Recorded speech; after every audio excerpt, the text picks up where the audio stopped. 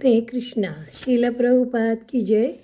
श्रीमद् भगवद गीता अध्याय 6 श्लोक संख्या 32। आत्मोपम्येन सर्वत्र समं पश्यति योऽर्जुन सुखं वा यदि वा दुःखं स योगी परमो मतः। अर्थात भगवान कह रहे कि हे अर्जुन, वह पूर्ण योगी है जो अपनी तुलना से समस्त प्राणियों की अनेक सुखों तथा दुखों में वास्तविक समानता का दर्शन करता है। कृष्ण भावना भावित व्यक्ति जो होता है वो पूर्ण योगी होता है और अपने व्यक्तिगत अनुभव से प्रत्येक प्राणी के सुख दुख से अवगत होता है। तो भगवान ने पिछले श्लोकों में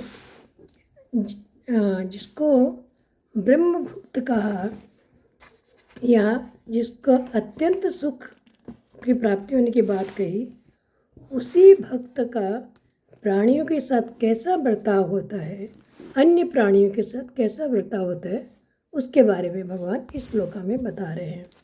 तो भगवान कहते हैं कि आत्मोपम्येन सर्वत्र समं पश्यति यो अर्जुन। हे अर्जुन, साधारण मनुष्य जैसे अपने शरीर में अपनी स्थिति देखता है और उसकी किसी अंग में पीड़ा हो तो उसे दूर करने का प्रयास करता है, वह ऐसा नहीं चाहता। वह समान रूप से अपने शरीर के सारे अंगों को समान रूप से सुख पहुंचाना चाहता है।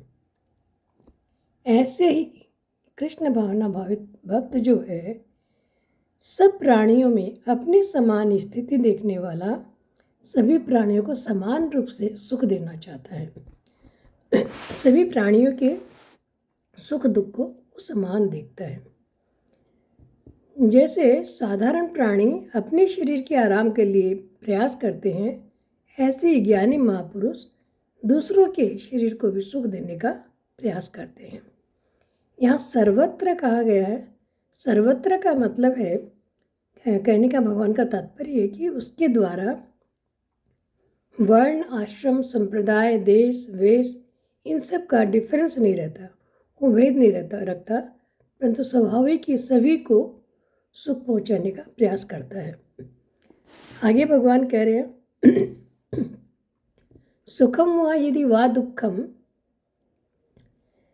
ये कहने का तात्पर्य है जैसे शरीर में आसक्त व्यक्ति शरीर में पीड़ा होने पर उसे दूर करने का प्रयास करता है, सुख पहुंचाने की चेष्टा करता है, उसमें तत्परता होती है। ऐसे ही दूसरों का दुख दूर करने के लिए और उन्हें सुख पहुंचाने के लिए कृष्ण भावना भावित योगी जो होता है, उसकी स्वाभाविक चेष्टा होती है कि दूसरों को सुख पहुंचाए, उसमें तत्परता होती है। सयोगी परमो मतः। उसकी दृष्टि में भगवान बता रहे हैं, उसकी दृष्टि में, ऐसे योगी की दृष्टि में परमात्मा के अलावा, भगवान के अलावा और कुछ नहीं रहता। उस सब में नित्य उन परमात्मा का दर्शन करता है। वह जानता है कि जो परमात्मा मेरे हृदय में आसीन है वो बाकी समस्त जीवों के हृदय में आसीन है। तो उसकी दृष्टि में परमात्मा के सिवाय दूसरा कुछ रहता ही नहीं है। वह इसलिए वो नित्य योग में और नित्य भगवान में स्थित रहता है। कारण कि शरीर संसार से उसने अपना सर्वथा संबंध विच्छेद कर लिया है और इसलिए भगवान से उसका कभी वियोग होता ही नहीं है। वह सभी अवस्थाओं में, सभी परिस्थितियों में एक रूप रहता है।